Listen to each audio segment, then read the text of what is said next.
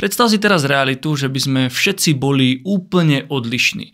Nikto by nebol rovnaký, všetci by sme boli inak oblečení, každý by mal úplne iné správanie. Ako by to vyzeralo?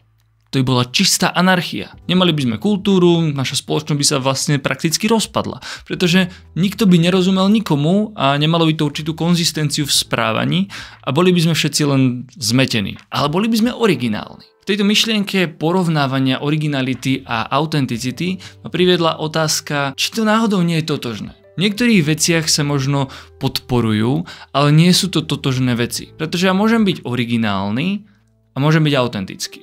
Môžem byť originálny a nemusím byť autentický. Môžem byť autentický a nemusím byť originálny.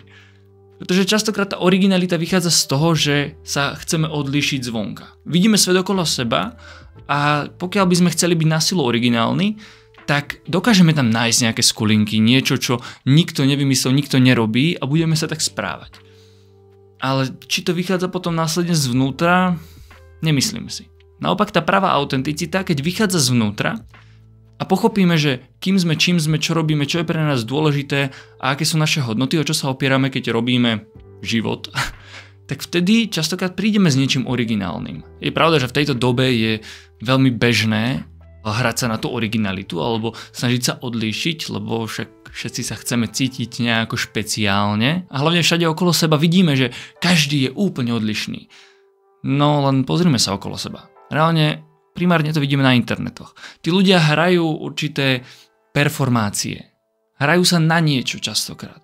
Väčšina z tých ľudí, ktorí sa prezentujú navonok určitým spôsobom originálne, nie sú autentickí. Len našli možno nejakú skulinku v tom, že na čo ľudia reagujú, čo ich baví a tým pádom chcú nakrmiť túto požiadavku spoločnosti. Pretože tá pravá autenticita nevychádza z toho, čo je trend. To vychádza z toho, že sám som so sebou žijúci a budem do konca môjho života. Nikto iný nebude žiť môj život. Prečo by som ja mal teda chcieť žiť život niekoho iného? Ale aj tak mi príde fascinujúce, že sme podľahli trošku tomu šumu a takému tomu tej udičke, že máme si vybudovať vlastnú značku a musíme sa odlíšiť, byť rozpoznateľný.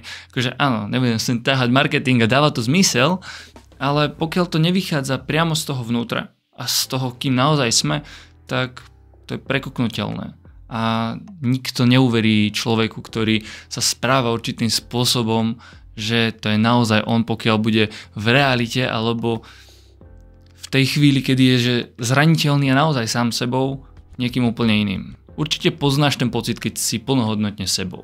Nemusíš sa na nič pretvarovať, ani klamať nikoho, ani vymýšľať alebo kopírovať nejaký štýl správania alebo hodnoty alebo ciele. Že žiješ len ten svoj život. Ty z teba určite aj cítiť ten pokoj a vyrovnanosť so sebou. Vo všetkom, čo robíš, čo hovoríš, akým spôsobom sa pokladáš do tej interakcie so svetom. Ale toto video nemá byť náklad na to, že všetci tu hráme nejakú pretvárku.